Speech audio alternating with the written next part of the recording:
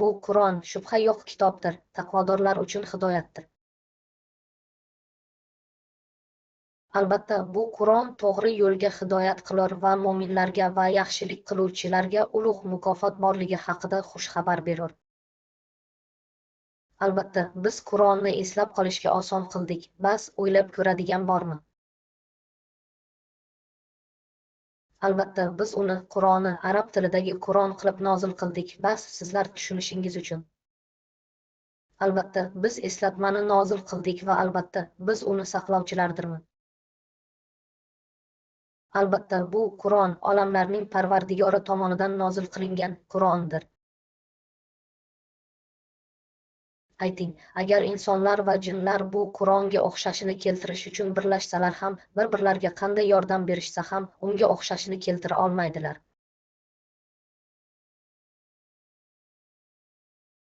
Biz Qur'onni mo'minlar uchun shifo va rahm-shafqat sifatida nozil qildik, ammo u zolimlarga faqat zararni ko'paytirur. Ulardan so'rang, shahidning eng yaxshisi kim? De, Alloh mening va sizlarning o'rtamizda guvohdir va menga bu Qur'on, u bilan sizlarni va u Qur'on kimga yetsa, uni ogohlantirishim uchun nozil qilingan.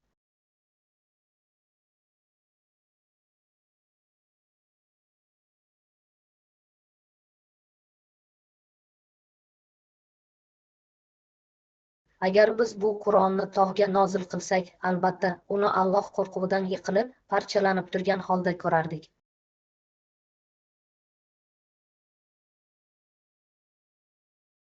Olamlar uchun ogohlantiruvchi bo'lish uchun o'z bandasiga bayroqni nozil qilgan zotga shukrlar bo'lsin.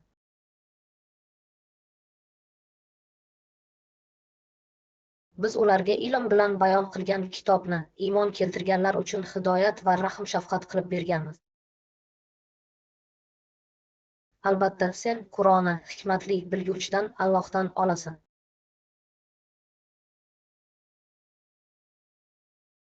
Rasululloh sallallohu alayhi vasallam: ey Rabbim, albatta qavmim bu Qur'onni g'ofillik bilan qabul qildilar.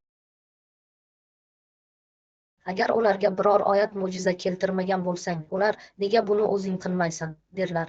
Men faqat Rabbim tomonidan menga nozil qilingan Qur'onga ergashaman. Bu Qur'on Rabbingiz tomonidan hidoyat va mo'minlar uchun marhamatdir.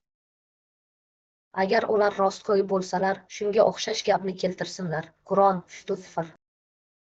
Ular Qur'onni o'ylab ko'rmadilarmi? Agar u Allohdan o'zga zotdan bo'lganida, unda ko'p ziddiyatlarni topar edilar.